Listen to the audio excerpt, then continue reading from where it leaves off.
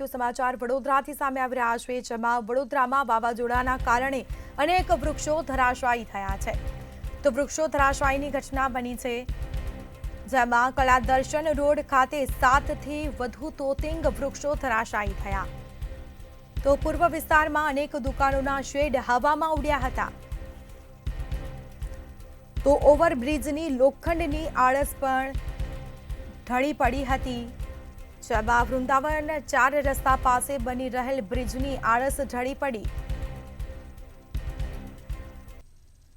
વાવાઝોડાને પગલે સ્થાનિક દુકાનદારોને આર્થિક નુકસાન થયું છે। કલાદર્શન રોડ ખાતે 7થી વધુ તોતિંગ વૃક્ષો છે ધરાશાયી થયા છે। પૂર્વ વિસ્તારમાં અનેક દુકાનોના શેડ હવામાં ઉડ્યા હતા। વૃંદાવન 4 રસ્તા પાસે બની રહેલ બ્રિજની આળસ પણ ઢળી પડી હતી। તો અનેક એવા દુકાનદારો છે, તેઓને આર્થિક નુકસાની વેઠવાનો વારો આવ્યો।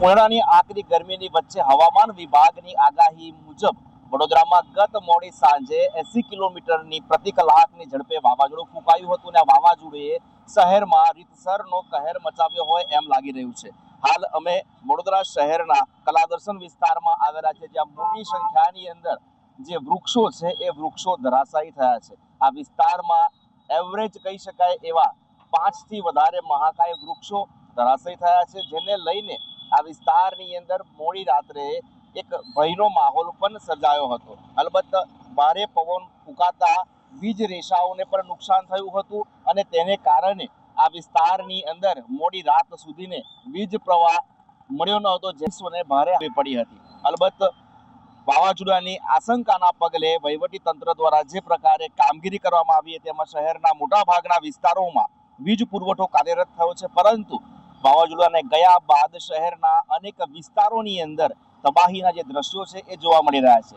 ખાસ કરીને વૃંદાવન 4 રસ્તાથી સરદાર એસ્ટેટને જોડતો જે ફરતે ઓવરબ્રિજ બનાવવામાં આવે છે, એ ઓવરબ્રિજ માટે જે પાલિકા દ્વારા આડસો મૂકવામાં આવી હતી, એ આડસો પણ પડી ગઈ છે। ત્યારે આ વાવાઝોડાનો જે આતંક છે એ આતંક હવે શહેરીજનો પોતાની આંખે જોઈ રહ્યા છે। કેમેરા પર્સન મિલિન મેલે સાથે તુષાર પટેલ, મંતવ્ય ન્યૂઝ, વડોદરા।